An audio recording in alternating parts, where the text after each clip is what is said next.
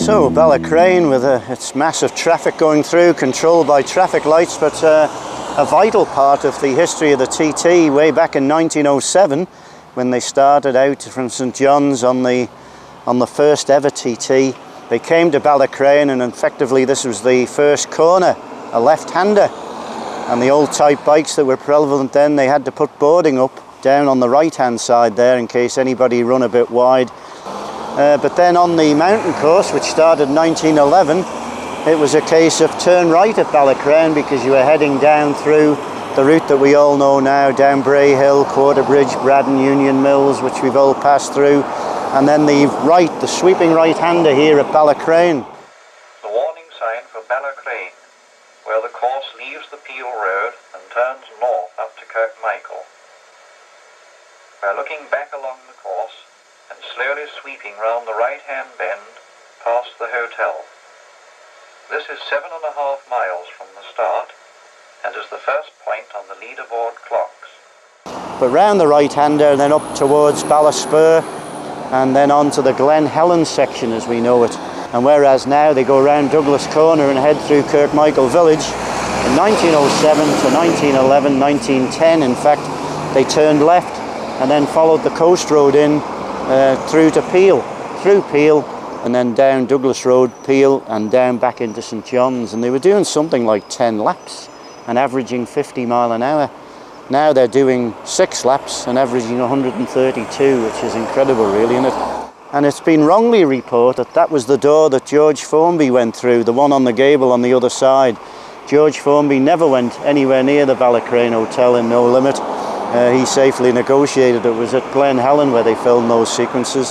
So a terrific bit of history here at Ballacraine, and of course it was a commentary position on the old commentary positions. The first indication of who was doing well was at Ballacraine, and Fred Clark, Maurice Maudsley, and it was in fact here in 1984 where I started my career.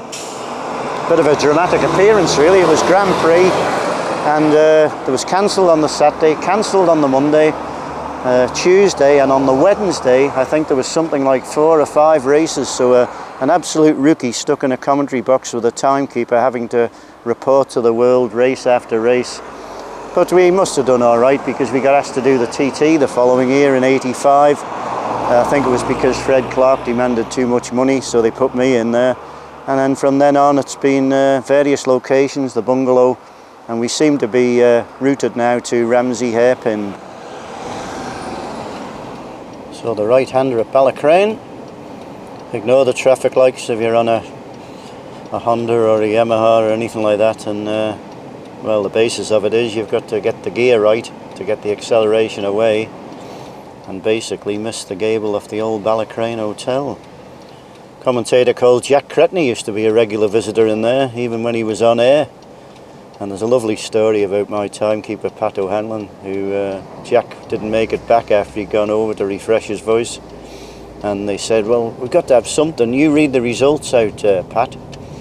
So Pat in his real Manx voice said, and the leaders here at Ballacraine are, and then give all the leaders. And when he went to the Crosby that night, the boys took the mickey out of him that much. He said, I'm never ever going to go on the air again. And he's managed to do it. He's like the Harpo Marx of the commentary team. He'll never do it. This is Ballaspur, again Norwegian, but certainly Milky's would be a thing, because that's where Richard Milky Quayle had his very serious accident which curtailed his racing career. And then when you watch the footage of the commitment to go through these right-handers taking us into Balig, certainly it's a joy to behold the commitment they do. Balig, much altered, again the old photographs, and again we quote George Formby in No Limit when his landlady came in and said, haven't you heard, George? The races have been delayed for a week. They're altering Balig Bridge, you know, where all the riders get killed. And it was a real humpback bridge, Balig.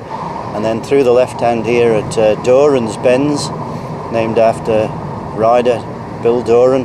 And if you see the footage of 2017, just see how lucky Guy Martin was to his accident there at Doran's.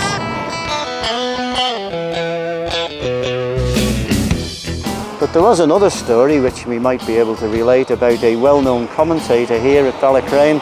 in the days of Agostini, when he would be 7 or 8 minutes ahead of everybody else, you had to have infill to make the time go by. And Tommy, in his brogue Irish voice, says, he said, there's not much happening here at Ballacraine now.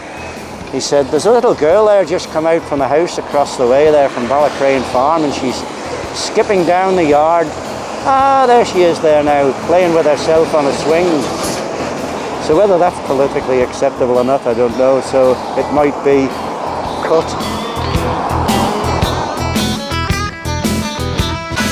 There were 1 or 2 people around on that day in this area who might have a different story to tell, but their lips are sealed just the same as mine. But certainly Giacomo Agostini, Mike Aylward, Sarah's Cottage, certainly another part of TT history.